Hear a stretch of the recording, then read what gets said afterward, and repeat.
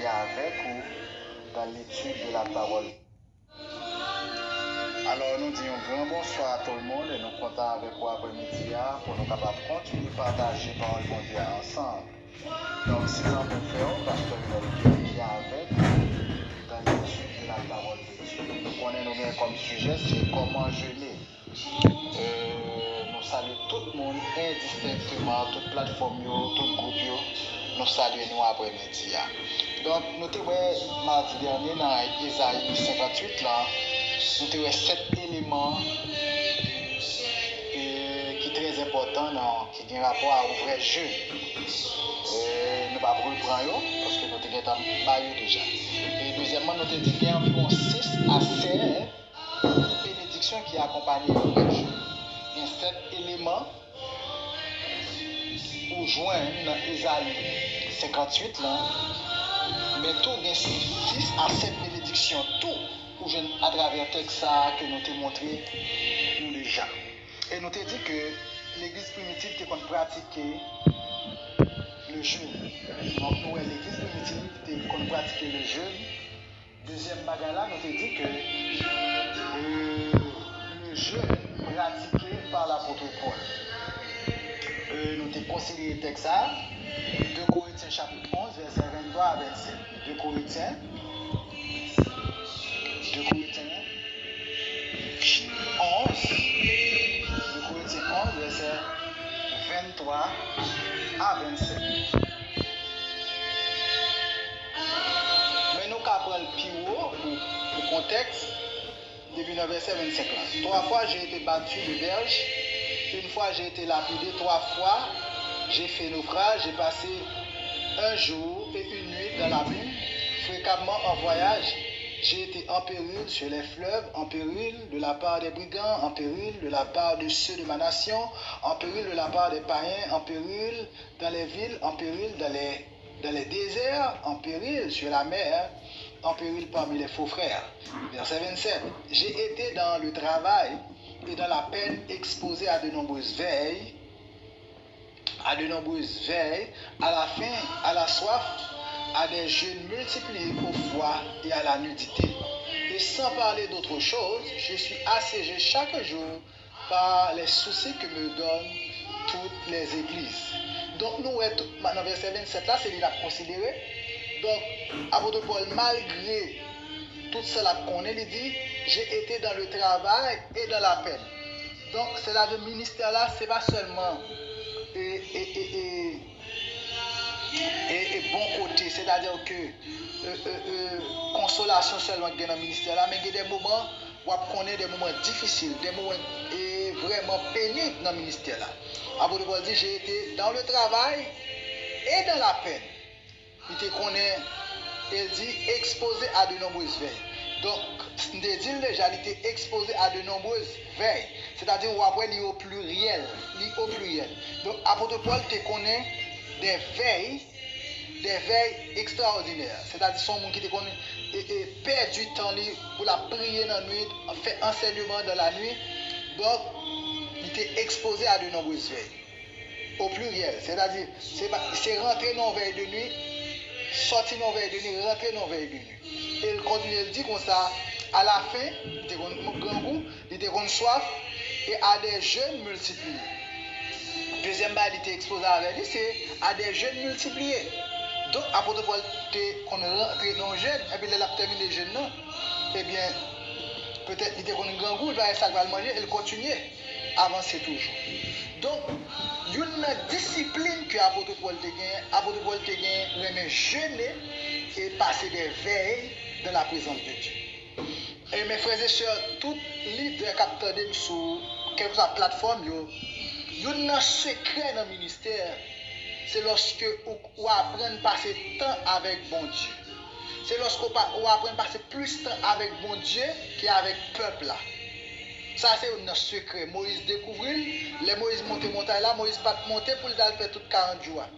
Moïse pas connaît pour combien de temps il était là. Vous comprenez? Les Daniel vient jeûner. Daniel par contre pour qui il était là. Parce que le texte nous dit depuis le même jour, Daniel, bon Dieu t'entendait Daniel. Mais il y a un blocage. Et Daniel pral continue à frapper, continue à persévérer. Donc, mes frères et sœurs, ça c'est une discipline que l'apôtre Paul a gagnée. C'est que il pratiquait ça d'après les jeûnes et veille de nuit. Il pratiquait des veilles. Et c'est deux secrets, sous besoin puissants dans le ministère. Ce n'est pas jeûne qui a fait puissant, non? Mais c'est lorsqu'on commence à rentrer dans la parole, méditer la parole et rentrer dans le jeûne, maintenant on va commencer à percer le surnaturel de Dieu. Ok? Parce qu'il n'y a pas de jeûne sans la parole. Maintenant, ça c'est une discipline que l'apôtre Paul a mis accent sur le ministère. C'était des veilles et des jeûnes multipliés. Amen, amen, amen. Nous, le jeûne pratiqué par l'église primitive, le jeûne pratiqué par l'apôtre Paul, nous, le jeûne pratiqué par David, le jeûne pratiqué par Esdras, le jeûne pratiqué par Israël. C'est ça nous parlons là pour nous capables de clore pour après-midi. Nous parlons pour Lévitique 16, 31. Mais là, nous avons pour contexte. Je prends le verset 29 là. Ce 3.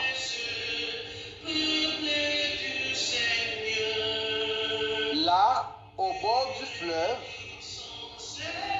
à Ava, je proclamais un jeûne pour que nous humilions devant notre Dieu, afin de lui demander qu'il nous accorde pour nous, pour nos enfants, pour tous nos biens, de voyager en toute sécurité.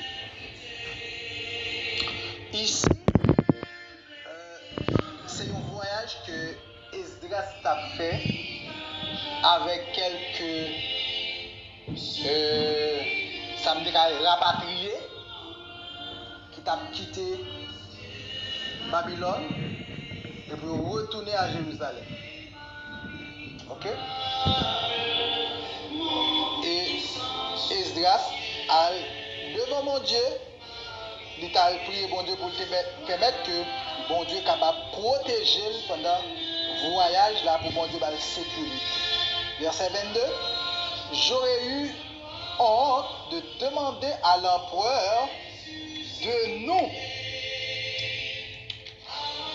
nous fournir une escorte de soldats et de cavaliers pour nous protéger contre l'ennemi pendant la route. Vous voyez ça le dit?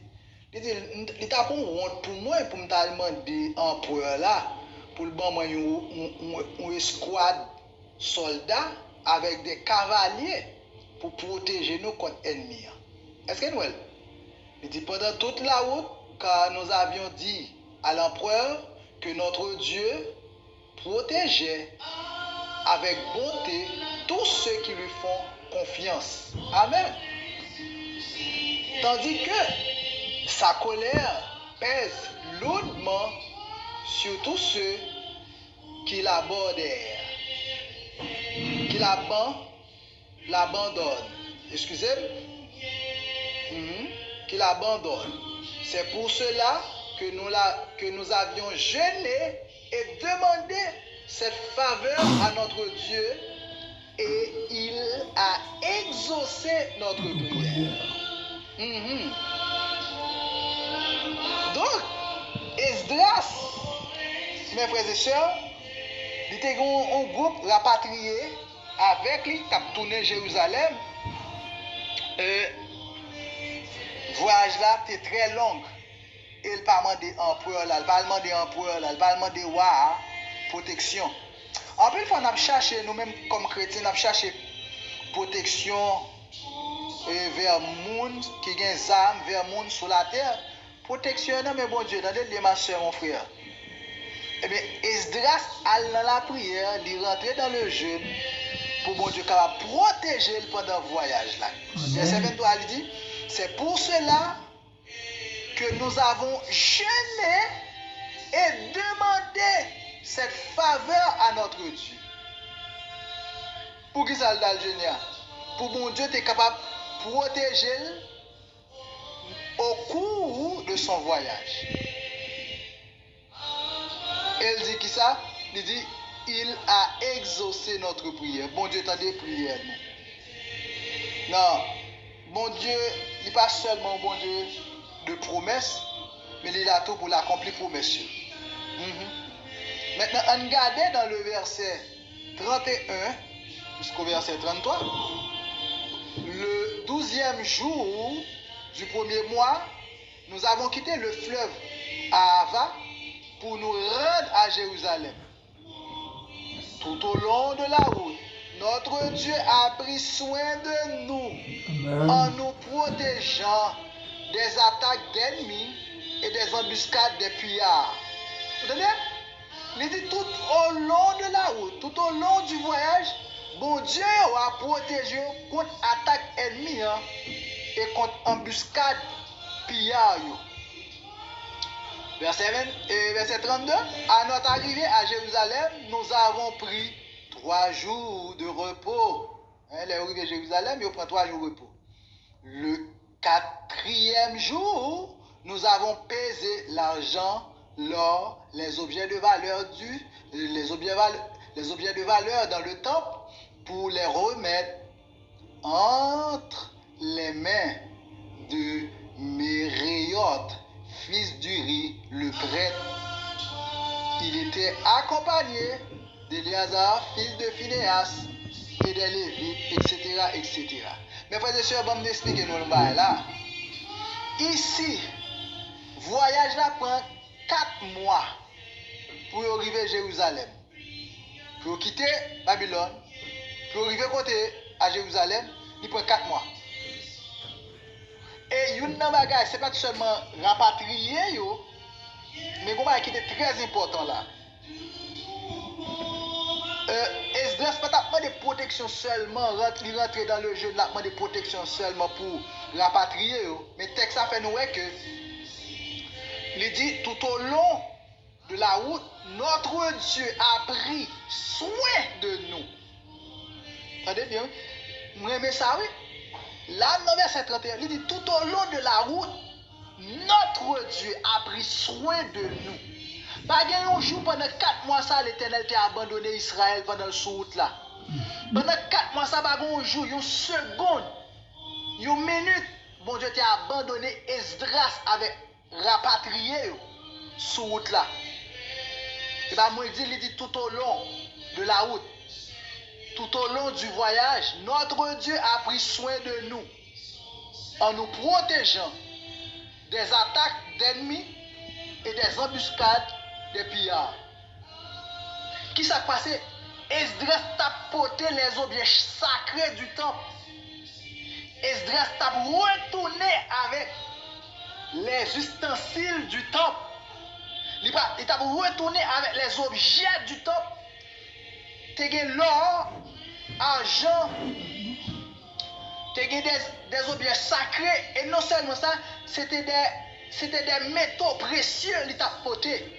Donc, il t'a besoin d'une escorte. Il t'a besoin d'une cavalerie. Il t'a besoin des soldats accompagnés. Pour cela, Esdras pas allemand des rois soldats, mais là, dans le jeûne, l'allemand des Dieu pour l'escorter. Et ça fait mon texte à dire, tout au long de la route, tout au long du voyage, Dieu a pris soin de nous. C'est-à-dire, pendant 4 mois voyage là, coûté, l'Éternel était toujours avec Esdras pour la transporter objets sacrés et il y a quelques groupes de monde ensemble avec lui. Donc, bon Dieu, nous, son bon Dieu, non seulement et qui prend soin de nous, mais son bon Dieu tout qui est capable de protéger nous. Et ça fait lui El Shaddai. Amen. Donc, Esdras t'a prié tout, Esdras t'a pratiqué le jeûne, eh bien, dans la vie, parce qu'il t'a estimé que, en tant que serviteur de Dieu, il n'a pas qu'à déplacer pour quitter lieu ça, il t'a quitté, il t'a déplacé à Babylone et pour aller à Jérusalem, pour le aller, eh bien, de manière simple, sans pas demander le secours de Dieu, sans pas invoquer le nom de Dieu. Amen.